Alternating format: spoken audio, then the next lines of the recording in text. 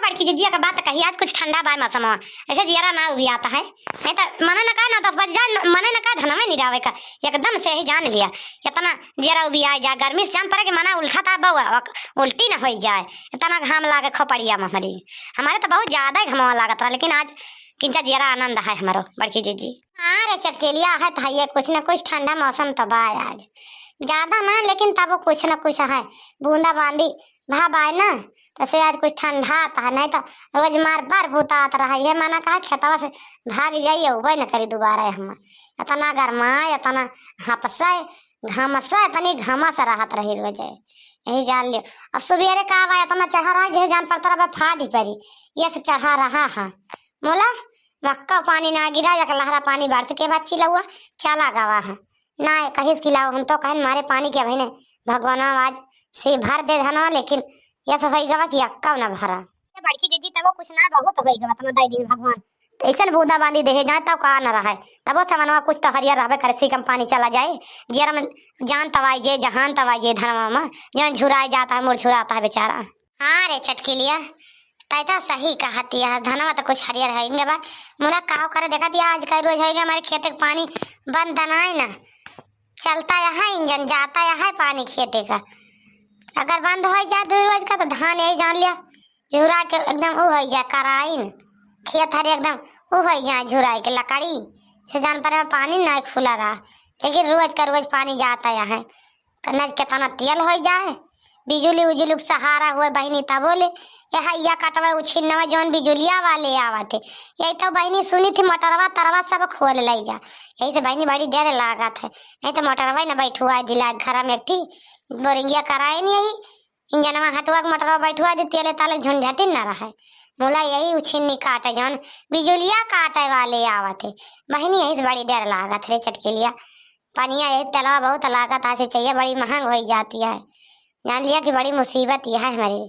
अरे बड़की जीजी वही के दरिया हमारे तो लागत मोटरवा जौन खोले लाई जाते नहीं तो हम अपने घर में बैठा ली जौन धनवा झुराता लागे खरीद के बैठा ली बढ़िया रात बिरात जाए मन कहा तब खोल दिया अपन सींचा करी लेकिन वही पकड़े वाले के डेरिया हमारे लागत जौन चिकनिया वाले आवा थे बहनी चलत रहा पहुंच जाए कौनी वार से बस काहे हम 10,000 20,000 से बहनी कमा लेते यही जान लियो इतना बैठा दिए थे तब वही लागे जाइ हैं नहीं तो कहे तोरे ना FIR कह दिया तब का कह दिया बध के चला जाबो बहनी बहुत डर हुआ आवत यही जान लिया बड़की जीजी जब से गाँव में 2 जने का मोटर खुल गया तब से हमार जीवा डरावा का था जानी बड़की जीजी। अच्छा बड़की जीजी आज न गऊ निर्वहिया सीखे तब आज तो गाय दियो भला आज 2-3 दिन हो गए निर्वाही ना गऊ बड़की जीजी आज गाय दिया बड़की जीजी एकठी ज्यादा ना कहता एक निर्वाही गाय दिया बस। हाँ बड़की जीजी गाय दिया भैया बहनी अरे आज कऊ रोज होगा सुने का नहीं पावत है सुनाई दिया बड़की जीजी हमें यही सुनाई चाहिए ना सुन अपने भैया बहनी हन का सुनाई दिया का सुना दी भैया बहनी हन का सुना दी का ना सुनाई दी वही लाए भैया बहनी अरे है ये बातें तारा मैंने हाथ में कई के वीडियो बनाई थी हमारे वीडियो के हो भैया बहनी अरे देखते ना हमें ऐसा तो प्यार दुलार बहुत कम दिया था हमारे ऐसे मनवन ना लागत वीडियो बनाना है ना ही तब अरे मैंने हाथ कई के बनाई थी कही थी भैया बहनी अरे सब ही देखा जाए हमारे वीडियो ना लेकिन केहू जने देखते नहीं कि लो देख ली केहू जने ना देखते सब जने छोड़ दिए थे हमारे वीडियो ना देखब छोड़े रहे देखब कि हम देखी कितना भी उजवा गाँव बहिनी तो देखब तो है कबो 200 कबो 300 से गा रहे तो का करी यही से हमार मना ना लागत अरे मना दिया खाओ कि ढेर ले कि 10-12 हजार व्यूज जाए एक दिन में बड़की जीजी के मानव लागे वीडियो वो बना और नीक सोची बनावे का तोरे सब देखे नहीं तो भैया बहनी हर तो ये हमार मना कहानी कहे लग पाई नहीं करते वीडियो में आज भैया बहनी हर आप सबकी ताए एक ठी निर्वहिया फिर याद कई के लेके आई यही सुनो बे अगर हमारे निर्वहिया आप सबका पसंद है आए तो लाइक कर दीजिए सब्सक्राइब कर दीजिए भैया बहनी ज़्यादा से ज़्यादा शेयर कर दिया जाए भैया बहनी प्यार दुलार जरूर दिया जाए हमारे निर्वहिया पे चलता ही गाँव बड़ी सुंदर निर्वाही बा पुराने जमाना का आए भैया बहनी हरो बड़की जीजी गाँव फिर देर ना लगाओ भाई बहुत देर लगा देती है अब बीमार बना सही है जब या का जान ली नहीं तब बहुत ज्यादा बना ना करो गाँव चलत तो वही धोबिनी के दाता सोने कई बतिसिया रे ना रामा राजा पूता गए लो भाई रे ना धोबिनी के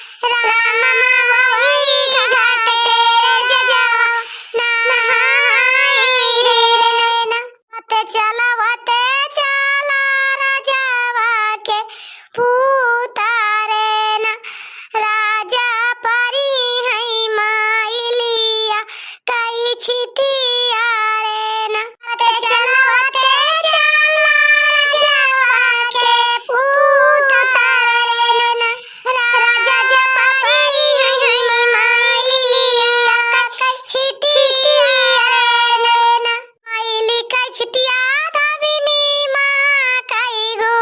लबावा रे ना धाविनी चलते हो नाही हमारी नागरिया रे ना आइल का छिटिया धाविनी माँ कई गो लबावा रे ना धाविनी चलते हो नाही हमारी नागरिया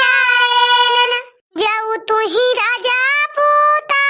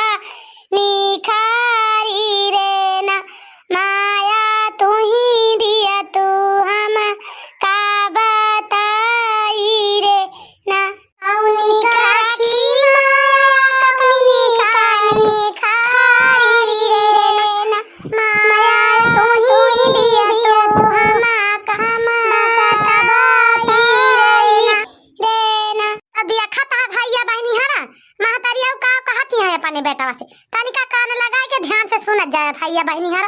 का कहती है अपने बेटावा से। बड़ी दर्द भरी निर्वाही बाई ही जान लियो, बड़ी सुंदर है। बुढ़ारी का रखाऊ बियाटा बियाहिनी कारौरे ना बियाटा उड़ारी कई चराना छुआ बौरे ना। बुढ़ारी का रखाऊ बियाटा बियाहिनी कारौरे ना बियाटा उड़ारी कई चराना छुआ बौरे ना। या कन्हैया भाई ठे हई उड़ारी औ उड़ारा रे ना रामा या कन्हैया बिहात अकेला वही रे ना। या कन्हैया भाई ठे हई उड़ारी औ उड़ारा रे ना रामा या कन्हैया बिहात अकेला वही रे ना। बिहात कन्हैया रामा पारा होई जाई रे ना रामा उड़ारी डूबाई बीच धारा वही रे ना। बिहात कन्हैया पारी होई जाई रे ना रामा उड़ारो डूबाई बीच धारा वही रे ना। देखत हा भैया बहनी हा गंगा माई कहीं जा भातार काट जा तू आन का गटाई काटत यहाँ ना ता तोहार गटैया हम ही काट ली गंगा माई जानी भैया बहनी हर। तो उड़ा बिहत का तो बेचारा निकल गई ना लइके, लेकिन उड़ार का जमाना रही वही बीच बीच धारा में पहुंची तो लइके डूब गई। हाँ तो भैया बहनी हर अपन निर्वहिया यही पे खत्म करत ही का करी भैया बहनी हर। यही जान लिया गावत गावत हमारी अखियां में सुइया भारी आई भर। यही से हमार बनुआ दिया उछिन्नी काटा करत है बहनी। घर से निरावे चली आई थी तो हुआ यही दुआरे वही दुआरे यही मुँह चार गाल वही मेहरार से बतलाए तो चार गाल वही मेहरार से बतलाए यही करत है बहनी। सारी जिंदगी बीत जाती है कुकुरी के छिनारा वही लाग रहा था वो छिन्नी काटा का भगवती माई धरा थी। का भाबाई की जीजी तू है दादा तू काहे इतना दुखी हो गई अपनी दर्द भरी निर्वाही रोजे गावत हो तना ही दुखी भाऊ आज अपने गावत गावत रुआवे लागू। आए बड़की जीजी पारी लाल का बहिनी पैसे बातिए पारी गए तो का करी ऐसे हमें दुख पहुंच गवा। वही बनवारी उछिन्नी काटे के सोच लेहन कि जवन हमारे रहते हुए दूसरी से बतलात है। चली आई थे देखा तो धान निरावे तो पूरे गांव में बवंडल भरत है सब मेहरारुअन से बतलावा करे कहूँ केहू के लइके सुवत रहे कहूँ केहू के लइके सुवत रहे जब तो मेहरारू बताई है तो जीव जर के तो राखी हो जात है बहिनी।